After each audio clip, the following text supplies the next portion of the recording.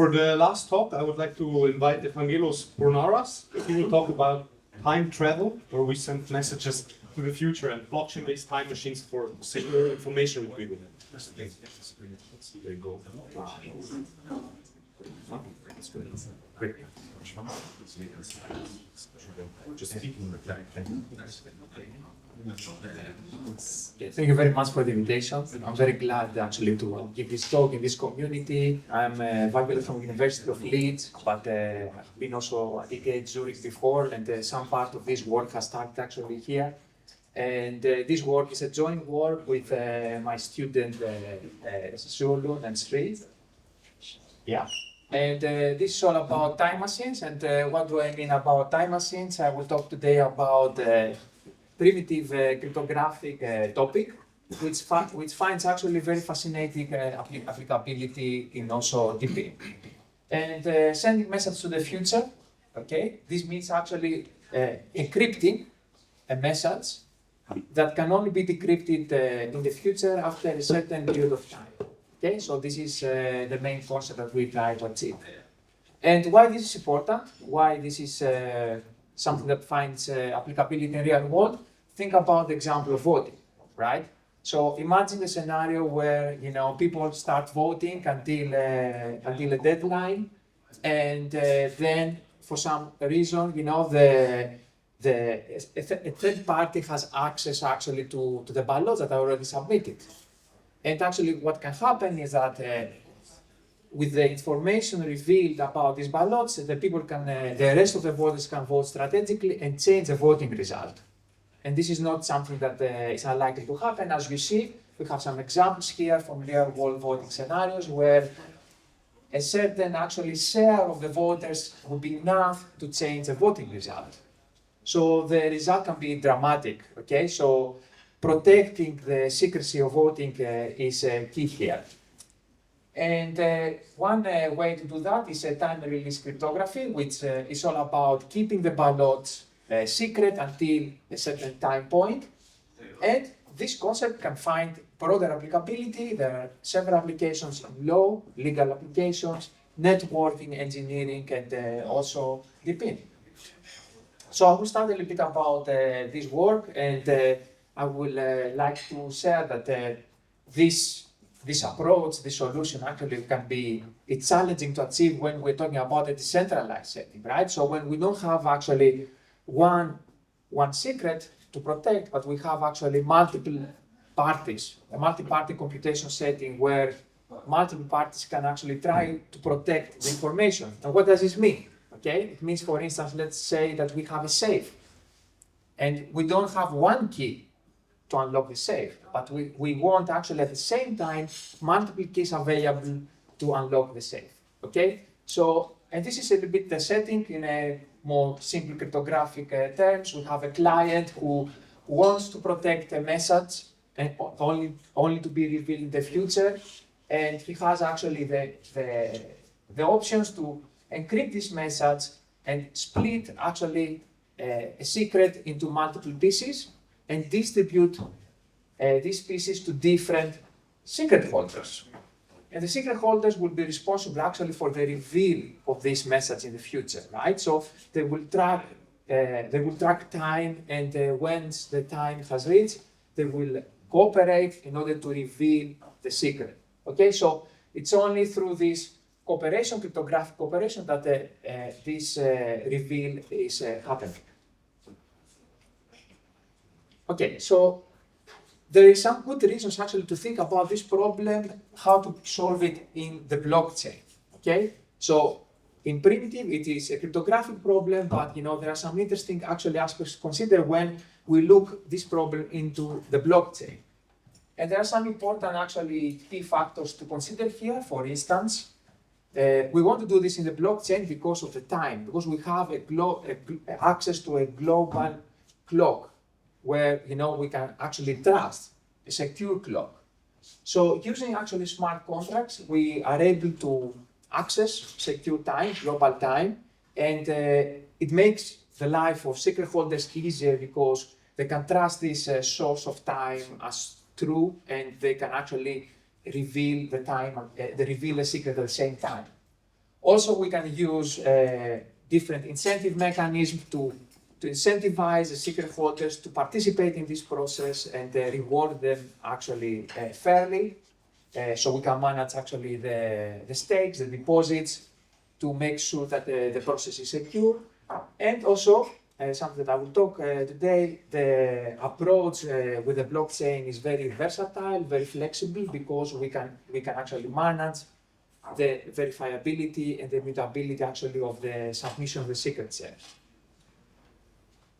Okay, so I will not go into the details of the cryptographic principle, but I will talk about three key things that I think it's important in the design of this novel approach. First of all, with this design, we are able actually to let the client who wants to protect the message to choose how many minimum number of secret holders to have in the system, which actually determines how secure the system will be at the end, right? So this is the minimum number of secret holders required to agree to release the secret in order to unlock the message. So the client is also responsible to decide the information to share to the secret holders in order they do two things, okay? To derive the secret shares when the time has reached, but also to verify the secret shares that are correct. And there is some existing works, which is, for instance, I would outline here the Samir's, secret sharing. And what this adds here is scalability, okay? The fact that, we can do it with much lower communication cost, and also the fact that the secret shares can be verified by the secret holders. Okay, I will give some examples here of how this works. Let's say in an ideal scenario where everybody is honest, right? So we have here a client, and we have the secret holders, 4 secret holders there, and the client submits the secret and would like to reveal it only at 4 o'clock, right? So this all happens through the smart contract, as you see. So the smart contract will store the requested information and will transmit it to the secret holders, and they will wait until the time has reached 4 o'clock, and that time, they will reveal, they will submit the secret shares, and then actually the verification can take place also through the smart contract.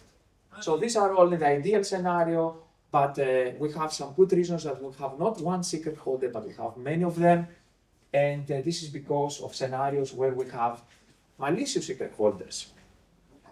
For instance, this case, we have one adversarial secret holder, and we have 3 different scenarios that I want to just present and highlight here. We have the case, for instance, where the secret holder will submit his secret earlier than 4 o'clock, right? And this can be easily detected by the smart contract. We can verify the time because we have a trustworthy source of time in this case, and this can be easily detected. Another case is, which is interesting, is what happens if this node, if this adversarial secret holder will collude with other secret holders. For instance, number 2 colludes with number 1 and number 3. So what we do here is we inherit actually the consensus and the robustness properties of the blockchain. So we want actually to provide guarantees for the robustness of the protocol, assuming, of course, that the majority of the secret holders are honest. And we have the third actually case, which actually is a post reveal of the secret, where we have an attempt to submit an incorrect share. Okay, this is where the verification comes into place. So through the smart contract and through the submission of the other secret shares, everybody actually can keep everybody else accountable. Okay, so wrong secret shares can be detected. Okay, so this was a work that, again, has strong cryptographic principles, but it has also broader applicability. So for us, it was interesting to think about how to evaluate and how actually to demonstrate the proof of concept for this type of solution. So we thought about a complete evaluation portfolio, which is based on some analytical results, cryptographic results, also robustness validation in the Tamarin prover. We also actually built a demonstrator and prototype on the Arbitrum Sequoia. And also we had empirical evidence from real-world voting instances. Something that I haven't mentioned here, and I can go also maybe through the questions at the end, is that we also have done recently a user study, which is very interesting, because we want to see what incentivizes, what is the utility of the secret holders to participate. So if, for instance, we run a voting instance, why the secret holders will have the incentive to participate to protect an election.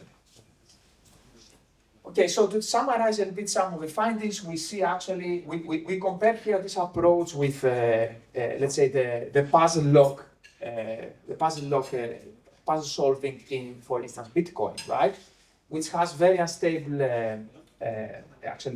times to reveal the next, block. And we do the comparison, as you see here, and we find that the times are much lower, so we can actually have lower stable decryption times, which is in the range of 5 to 11 seconds in this prototype. And this actually this range of 5 to 11 seconds can be further lowered down by using more machines with higher computational power. And this source of instability is mainly coming from the verification, which is the last step, actually. Also, the approach is very scalable, so as you see, the publishing time is almost stable, as you increase the number of secret holders. And it's also efficient. It keeps the load of the servers low, lower than 10%. And also the consumption. The consumption is very important here, because if you compare especially with the unstable times of Bitcoin and the energy consumption, we can actually have made some calculations that says that 100 years of operations are more or less equivalent to the current Bitcoin operations. And as I said before, we have done also some work on user testing, and we have we try to really find out what is the utility, what is the incentive of the people to participate as secret holders, especially in the context of voting. And I'm glad actually to talk a little bit more later about that. And I want actually to close a little bit with some broader perspective. And I want to say that, okay, what can we learn here beyond time, right? Of course, I talk about time here, but we can do this also for space, for locations, okay? So we can verify locations in order to reveal information, or weather, other type of criteria, weather, social proof or occurrence of events. I've done some work in the past on that, where we consider different points of interest in space, in a city, as a virtual digital voting centers, where the people, by localizing individuals in these locations, we can actually allow them to vote, to share information, and verify, for instance, awareness about space. So it has very interesting social applications that also, in this community, I think can be very interesting in the work that you have been doing with GPS. And we validated this with an interesting scenario. We wanted actually to see what is the cycling risk that people perceive in different places in Zurich. That's what you see here. This is close to ETH Zurich.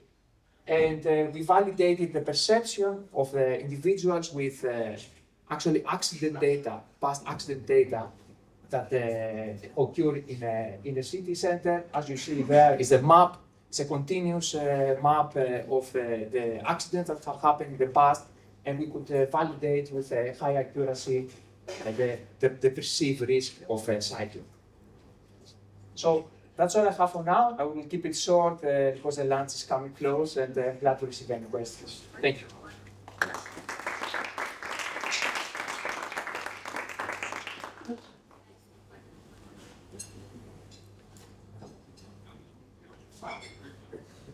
Thanks. Any questions?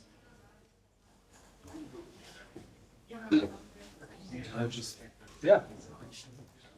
Where is the lunch? Oh. No, just a very short. I just didn't understand the secret keepers. Do they need to do an active task to kind of reveal the secret, or is this like something? Do you depend on their action, or is this some other mechanism? Yeah. So actually the process just to show here. Yeah. So it's a protocol, eventually, right? Which involve the client and the secret holders and the smart contract managing these interactions. So the secret holders, what they need to do is to receive the request from the client with all the cryptographic information. I didn't go through that in detail, but there is, yeah. So there is some information that are published by the client, and the secret holders, once they receive, once the time has reached, then they have to execute the protocol. They execute actually the computations that reveal the secret. And then there is another action that they have to perform is the verification. So that every time point, they can verify that a secret that's shared by others is correct. So that's also something they can do. So they publish the secret, but also they can verify the secret of others. If they go for a coffee when they want to, then they won't be able to redo it. Yeah, but this is a good point, but I mean, I guess probably this can be run in a automated software, secure software. So probably, the secret holder will do this automatically to a certain extent. But actually, this is a very good point because we are working also on ideas such as delegating the reveal. Because maybe, for instance, in the future, you have a crash, or for instance, you want to delegate the reveal to someone else. So how you do that securely? So that's something that we are working at this moment. Then I would ask for a last round of applause for Evangelos. Thank you very much.